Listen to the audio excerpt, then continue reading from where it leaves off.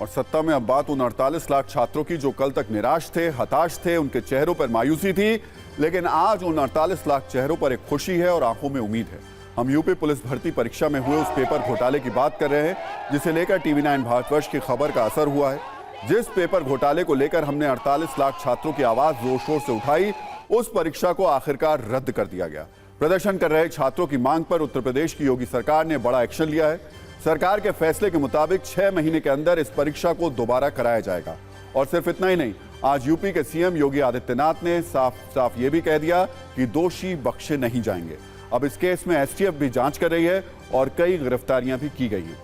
इस फैसले के बाद छात्रों ने जोरदार जश्न मनाया, परीक्षा रद्द करने के फैसले पर सरकार का आभार जताया, क्योंकि इससे इन 48 लाख छात्रों को नहीं बल्कि देश के उन 48 लाख परिवारों को एक बड़ी राहत मिली जिनके बच्चे इस परीक्षा में शामिल हुए थे। आज पेपर लीक गैंग को भी योगी सरकार ने एक बड़ी चेतावनी दी है, जिसे बहुत ध्यान से सुनना चाहिए। सीएम योगी ने आज इस फैसले के बाद सोशल मीडिया अकाउंट पर लिखा, परीक्षाओं की शुचिता से कोई समझौता नहीं किया जा सकता। युवाओं की मेहनत के साथ खिलवाड़ करने वाले किसी भी दशा में बख्शे नहीं जाएंगे और ऐसे अराजक तत्वों के खिलाफ कठोरतम कार्रवाई होनी तय है। हम आपको यूपी पुलिस भर्ती परीक्षा में हुए इस पेपर घोटाले का एक रिकैप भी दिखा देते हैं।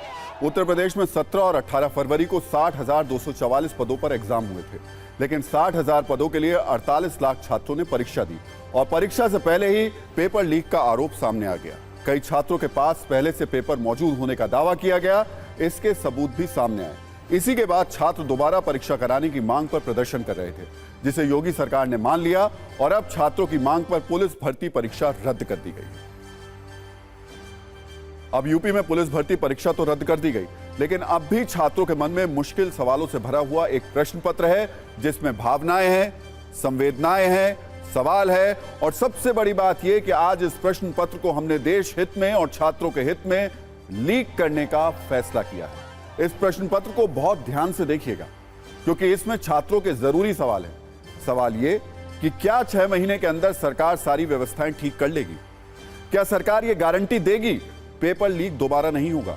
क्या उन छात्रों को भी मौका मिलेगा जिनकी उम्र 6 महीने से पहले खत्म हो जाएगी? आखिर असली समाधान क्या है? दोबारा परीक्षा कराना या पेपर लीक की सत्ता को खत्म करना? सबसे जरूरी सवाल।